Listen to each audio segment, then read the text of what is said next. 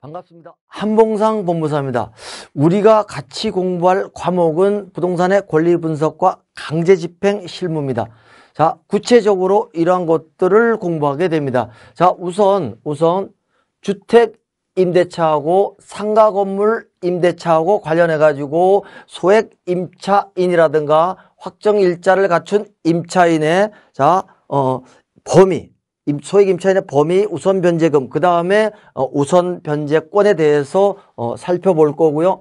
그 다음에 이제 부담 등기에 관한 말소 대상 분석은요, 이게 경매로 매각된 경우에 등기부상의 권리가 매수인에게 인수되는지 말소되는지라는 것에 대한 분석이고요. 그 다음에 현황조사하고 감정평가, 물건 명세서, 요 세 가지는 굉장히 중요한 자료가 되는 거죠. 물건 명세서는 현황조사 보고서에 나온 사항하고 감정평가서에 나온 사항, 이걸 기초로 해가지고 물건 명세서가 작성되는 거고요. 매각물건 명세서는 집행법원에서 직접 작성하는 그런 서류이기 때문에 굉장히 중요한 문서라고 할 수 있습니다. 자, 그 다음에 무잉여 취소하고 관련된 것은요, 선순위 채권하고 절차 비용을 변제하고 났더니 경매 신청 채권자에게 배당할 금액이 없는 경우에 무잉여 통지를 하게 되고요. 1주 이내에 매수 신청 보증 제공을 하지 않으면 경매 절차를 취소하는 그런 과정이죠.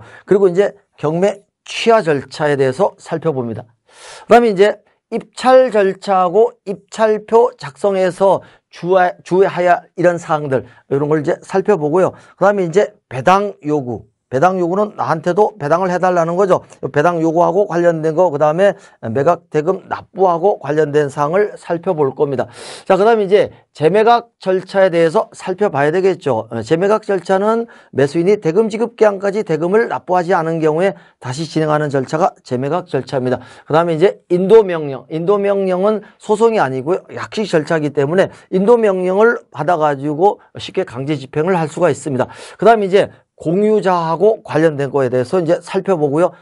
특히 이제 공유자는 우선 매수권이 있죠. 그래서 우선 매수권에 관련된 걸 볼 겁니다. 그 다음에 이제 유치권, 그 다음에 법정지상권, 분묘기지권, 주의토지통행권에 대해서 이제 전체적으로 살펴보고요. 그 다음에 이제 배당 이하고 관련된 거, 그 다음에 배당 순위는 사례를 통해서 살펴볼 겁니다.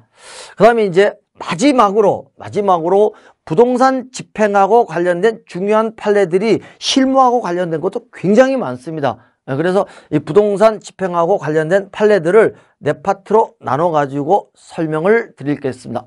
자, 그럼 이제 지금부터 본격적으로 강의를 시작하겠습니다.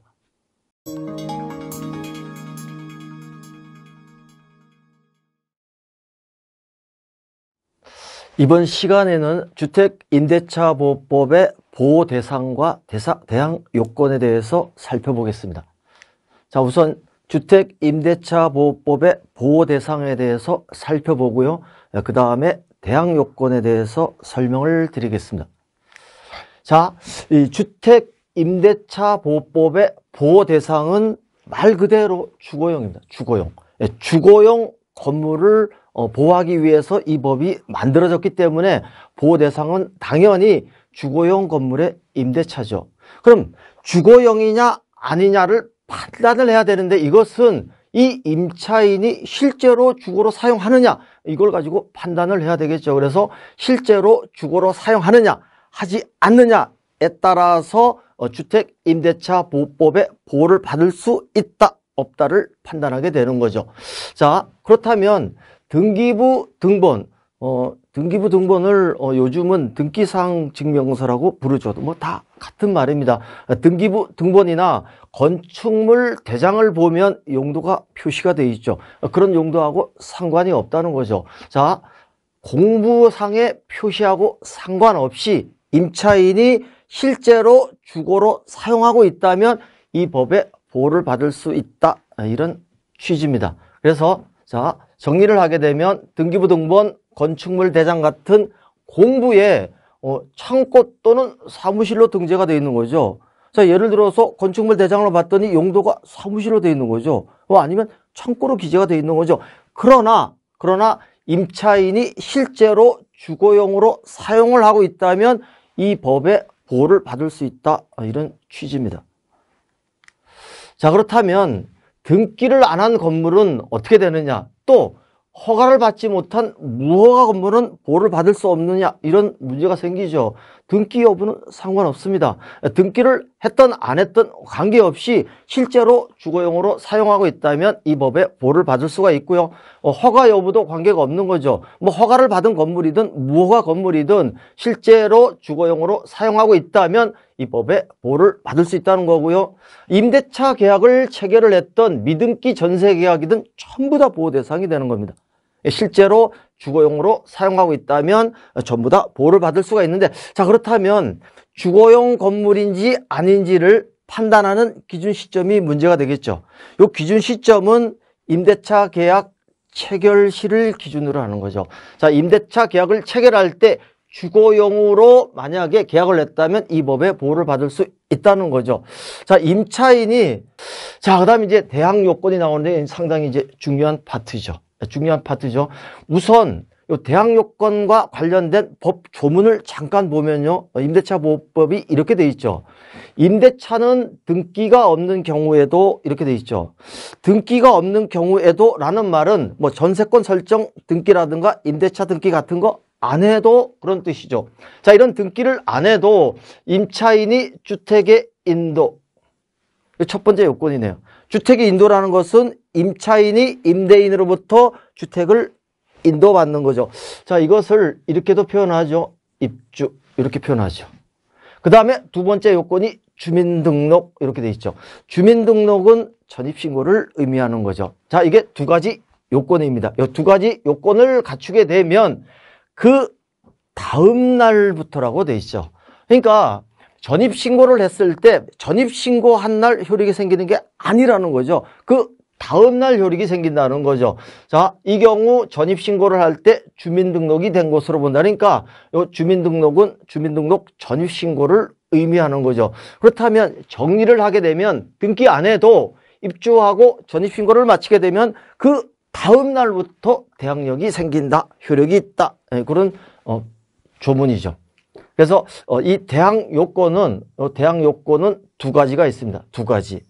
자, 여기서 잠깐 부과해서 말씀드릴 것은 확정일자를 하고 있는 분이 이제 많이 계실 것 같은데, 확정일자는 대항 요건이 아닙니다. 분명히 우리 법 조문에도 확정일자 얘기는 없죠. 대항 요건은 주택의 인도와 주민등록 두 가지예요. 확정일자는 이제 곧 나오겠지만 확정일자까지 갖추게 되면 확정일자에 의해서 배당 요구를 해가지고 배당을 받을 수가 있다는 거죠. 그러나 확정일자는 대항 요건은 아니다. 그리고 이 두 가지 요건을 갖추게 되면 그날 바로 효력이 생기는 게 아니고 그 다음 날부터 효력이 생긴다고 돼 있죠. 근데 우리 법 조문을 보면 다음 날부터 이렇게 돼 있죠. 근데 이걸 이제 시간으로 보면 오전 0시를 의미하는 거죠. 오전 0시는 밤 12시죠. 오전 0시부터 효력이 있다. 그렇게 돼 있죠. 자, 이제 밑에 체크 포인트. 자, 이번에는 임차인이 대항 요건을 갖춘 날짜가 역시 3월 5일이네. 그죠? 그렇다면 효력이 다음 날 3월 6일 오전 0시 이렇게 되겠죠. 근데 근저당 설정 등기 접수 날짜가 3월 6일이죠. 그러면 3월 6일 날 그대로 효력이 생기죠. 날짜가 같죠. 근데 여기는 시간적으로 따지면 9시가 되겠죠. 그죠? 9시가 되겠죠. 그래서 시간까지 따져야 되기 때문에 이때는 임차인이 우선하게 되죠. 이런 경우는 시간까지 따져야 되는 그런 케이스라고 볼 수가 있습니다. 그래서 이 사례 2, 3을 정리를 해보면 임차인이 주택의 인도, 즉 입주와 주민등록, 즉 전입신고라는 두 가지 대항 요건을 갖추게 되면 그 효력이 그날 생기는 게 아니고 그 다음 날 시간까지 얘기하면 오전 0시에 효력이 생긴다는 거죠. 그리고 이 등기 같은 경우에는 그날 바로 효력이 생기죠. 그리고 시간은 오전 9시로 보게 되는 거죠. 자, 그 다음에 사례 4번을 보겠습니다. 연립주택이죠. 연립주택 보면 지하실 있죠. 옥상도 있어요. 그 다음에 이 아파트 같은 것도 지하 주차장이 있죠. 그죠? 근데 연립주택이나 이 아파트의 지하실, 옥상, 지하 주차장 이런 것들은 그 입주자들의 공용 부분이죠. 공유죠. 공유. 맞죠? 공유예요. 그렇기 때문에 예를 들어서 여기처럼 연립주택의 지하실, 옥상, 아파트의 지하 주차장을 임차를 해가지고 주거용으로 사용하고 있다는 거죠. 그럼 이제 이렇게 오해할 수가 있죠. 자, 이게 주거용으로 사용하고 있다면 이 임대차 보호법에 보호를 받을 수 있는 거 아니냐 이렇게 생각을 할 수가 있겠는데 그건 아니죠. 왜 그러냐면 자, 입주는 했어요. 근데 두 번째 대항 요건이 전입신고를 해야 되는데 전입신고할 방법이 없죠.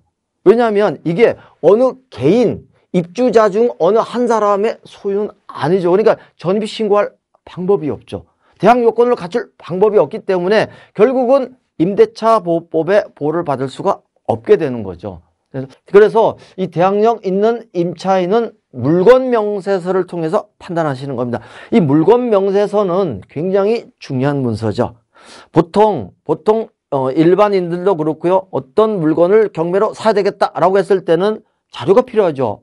권리분석 자료가 필요한데 보통 세 가지를 가지고 분석을 하게 되는데 현황조사 보고서, 그 다음에 감정평가서, 그 다음에 요거죠. 매각물건 명세서인데 세 가지 자료 중에서 가장 중요한 거죠. 그래서 이번 과정에서도 물건 명세서에 대해서는 굉장히 자세하고 깊게 폭넓게 설명을 드릴 겁니다. 자, 물건 명세서를 보면 거기에 최선순위 설정일자도 기재되어 있고요. 그 다음에 전입일자 다 기재되어 있기 때문에 이 물건 명세서를 가지고 대항력 있는 임차인이냐 아니냐를 판단할 수 있다는 겁니다. 그래서 이 물건 명세서는 굉장히 중요한 문서다. 그래서 저도 굉장히 좀 자세하게 설명을 드리고자 합니다. 자, 그 다음에 이제 사례를 잠깐만 보겠습니다. 자, 매각으로 말소되는 최선순위 설정자가 근저당인데 2023년 5월 18일이죠.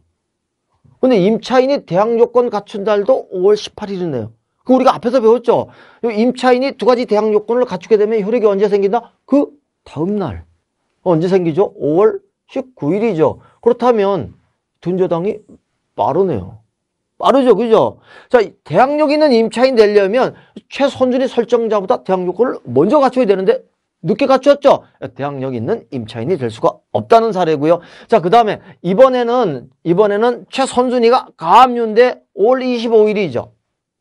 5월 25일. 근데 임차인이 대항 요건을 갖춘 날은 5월 24일이에요. 그럼 그 다음날 효력이 생기니까 이 5월 25일이죠. 날짜가 같아져 버리죠. 자, 이때는 시간을 따져야 된다고 했습니다. 시간을. 자, 임차인은 그 다음날 효력이 생기는데 시간은 오전 0시죠.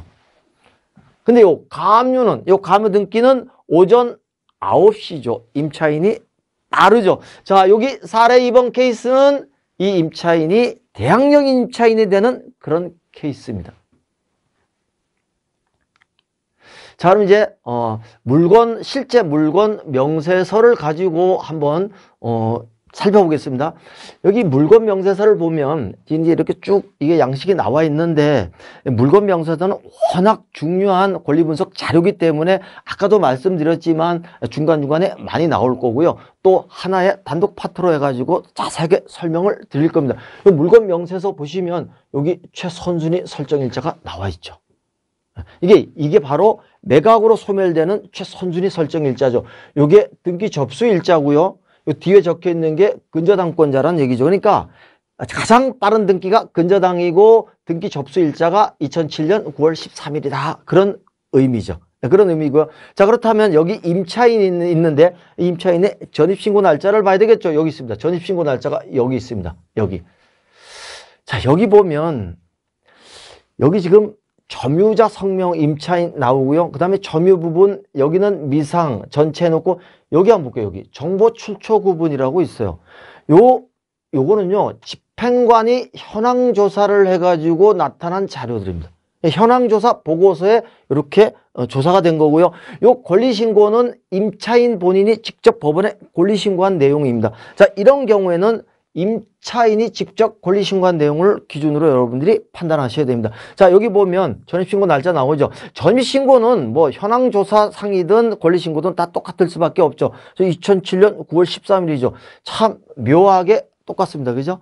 네. 그래서 이 사례를 이런 사례가 그렇게 많지가 않거든요. 실무 이건 실제 있었던 사례입니다. 그래서 이제 이거를 여러분들한테 소개를 하는 건데, 그렇다면 이제 요 근저당은 등기니까 요 9월 13일 날 그대로 효력이 생기겠죠. 근데 여기 임차인은 전입신고를 9월 13일 날 했으니까 그 다음날 효력이 생긴다고 얘기했죠. 9월 14일이죠.